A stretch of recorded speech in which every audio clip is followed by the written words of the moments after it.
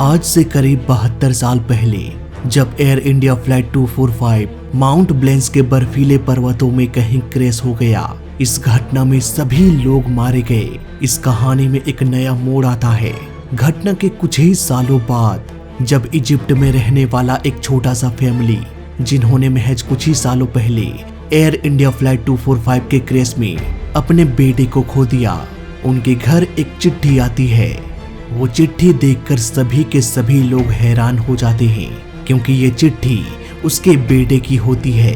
वही हैंडराइटिंग, वही लिखने का अंदाज, लेकिन आखिर कैसे?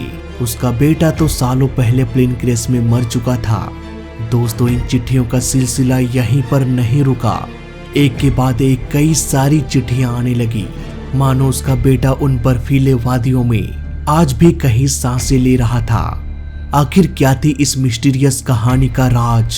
कैसे मरने के बाद भी उसके घर में उसकी चिट्ठियां आ रही थी? आखिर कैसे क्रैश हो गया एयर इंडिया फ्लाइट 245? आइए पता लगाते हैं आज के ऐसी इन्वेस्टिगेशन में। 3 नवंबर 1950 यानी कि आज से करीब 72 साल पहले एयर इंडिया फ्लाइट 245 सहार इंटरनेशनल एयरपोर्ट बॉम्बे से उड़ान भरा। पर ये सहार एयरपोर्ट आखिर है कहाँ? दोस्तों, 1999 के पहले 1999 में इस एयरपोर्ट के नाम को बदलकर छत्रपति शिवाजी महाराज इंटरनेशनल एयरपोर्ट कर दिया गया। इसी तरह से 1995 में बॉम्बे को चेंज करके मुंबई कर दिया गया। एयर इंडिया फ्लाइट 245 सहार एयरपोर्ट से उड़ान भरने वाला था। प्लेन में 40 पैसेंजर्स और 8 क्रू मेंबर्स प्लेन में सवार होने लगे। ये फ्लाइट एक बेहद लंबी फ्लाइट होने वाली थी। इसे सबसे पहले कायरो इंटरनेशनल एयरपोर्ट जाना था, जो कि इजिप्ट में है। इसके बाद स्विट्जरलैंड जाना था। इसके बाद फिर से यहाँ से टेक ऑफ करके हीथ्रो एयरपोर्ट लंदन जाना था। ये L749 मॉडल का प्लेन था, जिसमें 4 प्रोपेलर इंजन लगा हुआ था।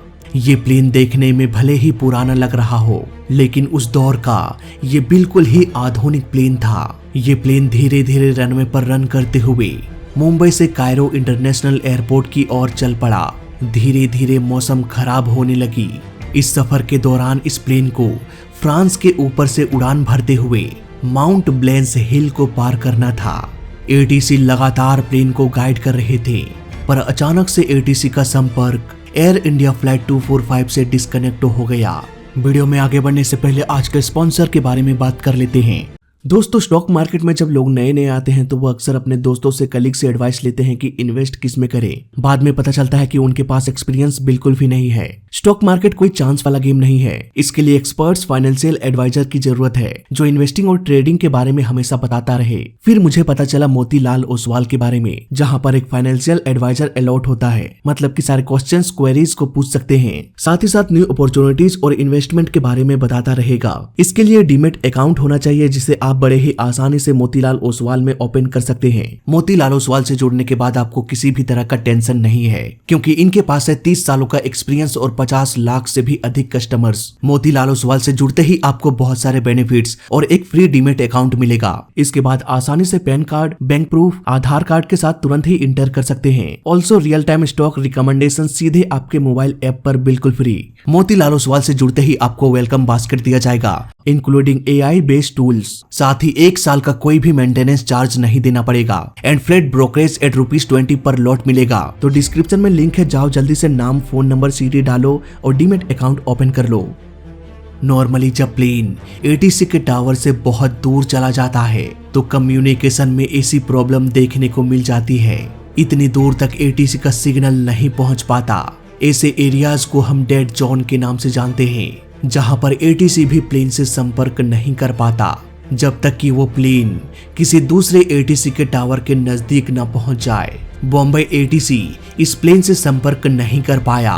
कुछ देर बाद कायरो इंटरनेशनल एयरपोर्ट की ATC ने भी एयर इंडिया फ्लाइट 245 से कांटेक्ट करने की कोशिश किया, पर अफसोस वो भी इस कोशिश में नाकाम रहे।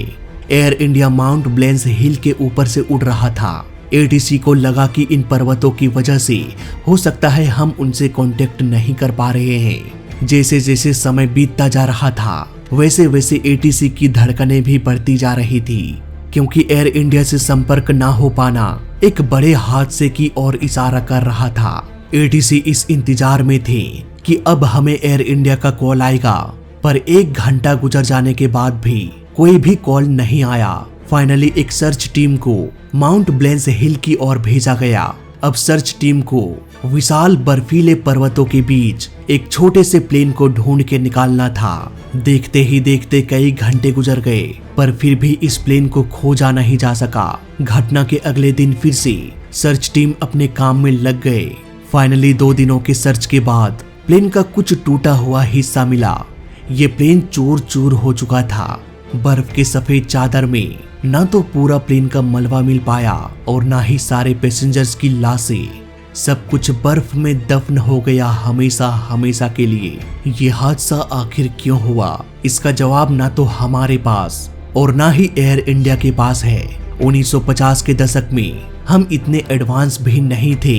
पायलट्स ने आखिरी वक्त पर भी किसी भी तरह का टेक्निकल फेलियर या मेडे कॉल नहीं किया। इससे हम बस ये अंदाजा लगा सकते हैं कि प्लेन में कोई भी खराबी नहीं रही होगी। हाँ, लेकिन ये बात तो साफ थी कि मौसम बेहद खराब था। प्लेन करीब 15,000 फीट ऊपर माउंट ब्लेंस के हिल से टकराया था। अगर प्लेन में कोई टेक्निकल खराबी नहीं थी तो ये प्लेन आराम से उस हिल के ऊपर से उड़ सकता था, लेकिन ऐसा हुआ नहीं। तो आखिर हो क्या सकता है? यहाँ पर सबसे बड़ी पॉसिबिलिटी ये है कि एयर इंडिया फ्लाइट 245 डगमगाते हुए हिल की ओर नहीं आया, बल्कि ये पहले से ही हिल के ही ऊंचाई में उड़ रहा था, जबकि इस प्लेन को हिल से करीब 1 से 2,000 फीट के ऊपर से उड़ान भरना था। हो सकता है एयर इंडिया के पायलट इस बात से अनजान थे। उन्हें लग रहा होगा कि हम पर्वतों के ऊपर से उड़ रहे हैं। चारों तरफ बादल होने की वजह से पायलट्स आगे की ओर से आने वाले हिल को नहीं देख पाए होंगे। 1950 के दशक में आज के जैसे advance GPS, flight chart, navigation system नहीं था। उन दिनों प्लेन का एल्टीट्यूड को मेजर करने के लिए अल्टीमीटर का इस्तेमाल किया जाता था, लेकिन इस तरह के अल्टीमीटर में एक बहुत बड़ी समस्या ये थी कि खराब मौसम और ऊबड़ खाबड़ पर्वतों के बीच ये सही से रीडिंग नहीं देता था। ऐसे फॉल्स रीडिंग से पायलट्स आसानी से कंफ्यूज हो सकते हैं। उन्हें सही एल्टीट्यूड की जानकारी नहीं मिल पाती और खराब मौसम की वजह से वो अधिक दूरी तक देख भी नहीं सकते।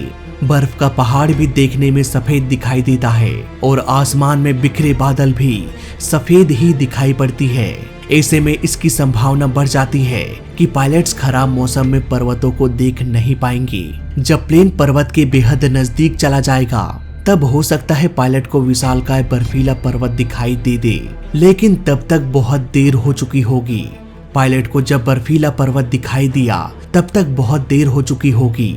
एयर इंडिया अपने एल्टीट्यूड से 2,000 फीट नीचे उड़ रहा होगा और अचानक से विशालकाय पर्वत आ जाने की वजह से पायलट्स प्लेन को बचा नहीं पाए और ये सीधे पर्वतों से टकराते हुए कई किलोमीटर के दायरे में फैल गया। आज भी माउंट ब्लेंस के हिल से प्लेन्स उड़ान भरते हैं, लेकिन आज के दौर में ऐसे हादसे हमें देखने को नहीं मिलता, क्योंकि आज प्राइमरी सर्वेलेंस रडार मौजूद है, एडवांस सेकेंडरी सर्वेलेंस रडार भी मौजूद है। इसके अलावा जीपीएस और ढेर सारे सैटेलाइट नेविगेशन सिस्टम मौजूद है जो लगातार प्लेन्स पर नजर बनाए रखते हैं। प्लेन में लगा वेदर रडार एक्यूरेसी से पायलट्स को मौसम की जानकारी देता है। इतने सारे सटीक जानकारी के बाद ऐसे हादसों का होना ऑलमोस्ट इम्पॉसिबल हो जाता है। इसके अलावा भी पायलट्स के पास एक चार्ट होता है जिसमें उस एरिया का हर एक नक्शा होता है। अगर कोई प्लेन किसी हिल के ऊपर से उड़ान भरता है तो उस नक्शे में ये साफ साफ लिखा होता है कि अगर आप इस हिल के ऊपर से उड़ान भरते हैं तो वहां पर साफ साफ लिखा होता है कि आपको 2, 3 या 4,000 फीट ऊपर से उड़ान भरना है। यही वजह है कि आज के दौर में ऐसे प्लेन हादसे हमें देखने को नहीं मिलता। सर्च टीम को प्लेन का लोकेशन का पता नहीं चल पाया। कई सालों तक एयर इंडिया फ्लाइट 245 को खोजने के बाद भी सर्च टीम को क्रैश का लोकेशन नहीं पता चल पाया। इन्वेस्टिगेशन की टीम भी इस केस को सॉल्व करने में नाकाम रहे। यही वजह है कि कुछ सालों बाद इस केस को बंद कर दिया गया। इस घटना के 6 साल बाद एयर इंडिया का एक दूसरा विमान फ्लाइट 101 उसी माउंट ब्लेंस हिल में जाके क्रैश हो गया जहां पर फ्लाइट 245 क्रैश हुआ था। आज एयर इंडिया फ्लाइट 101 और एयर इंडिया फ्लाइट 245 दोनों ही प्लेन्स माउंट ब्लेंस के बर्फीले चादर में कहीं खोया हुआ है। लेकिन दिन गुजरने के साथ साथ आज ये बर्फ पिघलने लगी है। यही वजह है कि सालों पहले दफन हुए इन दोनों विमान का मलबा धीरे धीरे बर्फ के चादर से बाहर निकलने लगा है। कई पर्वतारोही अक्सर इन पर्वतों की चढ़ाई करते हैं। ऐसे में किसी को प्लेन का इंजन मिलता है तो कभी टूटा हुआ प्लेन का मलबा। 1978 में फ्रांस के एक पुलिस वाले को एक चिट्ठियों का बंडल मिला। ये चिट्ठियां फ्लाइट 245 में बैठे एक मुसाफिर की थी जो 28 साल पहले मर चुका था, लेकिन बर्फ में दबे रहने की वजह से उनकी चिट्ठियां अब भी सही सलामत थीं। इसीलिए उस ऑफिसर ने यह डिसीजन लिया कि वो उन सारे चिट्ठियों को पोस्ट करेगा। उन्होंने करीब 55 चिट्ठियों को पोस्ट कर दिया। कुछ दिनों के बाद वो चिट्ठियां उस मरे हुए मुसाफिर के घर पे दस्तक दिया तो सभी के सभी हैरान हो गए। आखिर कोई मरा हुआ शख्स कैसे चिट्ठियां भेज सकता है। हालांकि कुछ दिनों बाद ये बात सामने आ गई कि ये चिट्ठियां भले ही उस मरे हुए शख्स ने लिखा था, लेकिन इसे पोस्ट किसी और ने किया। 28 सालों बाद जब उनके घर वालों ने वो चिट्ठियां देखा तो ऐसा लगा मानो वो फिर से लौट आया हो। इस बर्फीले चादर में इंडियन न्यूज़पेपर मिला तो कभी इंडियन बॉडी, इवन भारत का सीक्रेट डॉक्यूमेंट्स भी मिला। आज भी न जाने कितने राज, कितने अनसुलझे सवाल दफन है इस माउंट ब्लेंस हिल के सफेद मोटी बर्फ की चादर में। शायद हमें आने वाले कल में और भी एयर इंडिया की कुछ यादें देखने को मिल जाए। फिलहाल इस छोटी सी कहानी में अभी तक के लिए बस इतना ही। अगर आप सभी को मेरा इन्वेस्टिगेशन वीडियोस पसंद आता है तो इस चैनल को सब्सक्राइब करके बेल आइकॉन पर क्लिक कर दें। इससे हमें बहुत सपोर्ट मिलता है। जय हिंद, वंदे मातरम।